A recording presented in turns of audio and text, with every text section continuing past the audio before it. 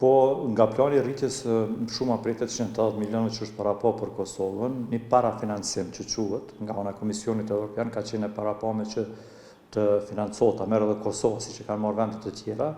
Kosova ka ngel për shkak se duhet së pari të ratifikohet marrëveshja me Komisionin Evropian dhe ajo duhet të kalojë me 2/3 në kuvendin e Republikës së Kosovës për ta marrë 7% e 880 milionshit shumës totale si parafinancim që i bie mbi 60 milion euro që është dashur mi marrë shteti i Kosovës nga plani i rritjes. Dhe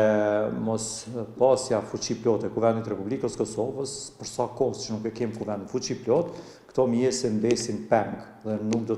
të vonohen dhe nuk do të vinë me kohë dhe nuk do të mund të investojnë këto mjete, siç ka qenë planifikum, si rezultat i mos ratifikimit të marrëveshjes dhe mos pasjes institucioneve të vendit në fuqi plotë. Kosova duhet t'i ketë sa më shpejt që është e mundur institucionet dhe ne bëjmë thirrje përmes mediumit juaj që Kosova sa më shpejt që është e mundur t'i themelojë ose t'i krijojë fuqi plot qeverinë, kuvendin, të jenë funksional, të fillojnë të marrin vendime dhe të ecin në reformat e parapara, jo vetëm me planin e rritjes, po edhe me reformat që dalin si rezultat i kërkesës së brendshme, po edhe përthithjen e investimeve të huaja,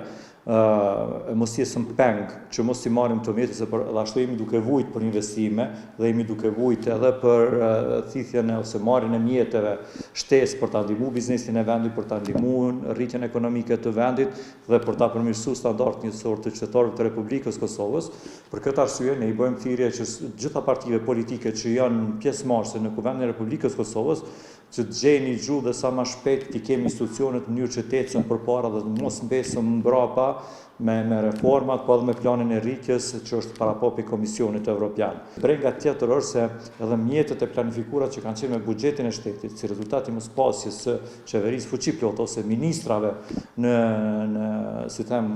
fuqi plot në pozitat e tyre, ka filluar që të kemë ngadalësim të implementimit edhe të projekteve të parapara me ligjin e buxhetit. Kështu nëse ne ngelëm me planin e rritjes, nuk mund t'i marrim mjetet, ngelim me investimet kapitale që në të parapara në buxhet të shtetit, kemi ngel me investimet e huaja që t'i sjellin vendit tonë investime kapitale, atëherë marr parasysh edhe këtë trendin ose këtë ngadalësimin të rritjes globale për shkak të tarifave të Trumpit, kam frikë që ekonomia jonë do të pësoj gjatë këtij viti.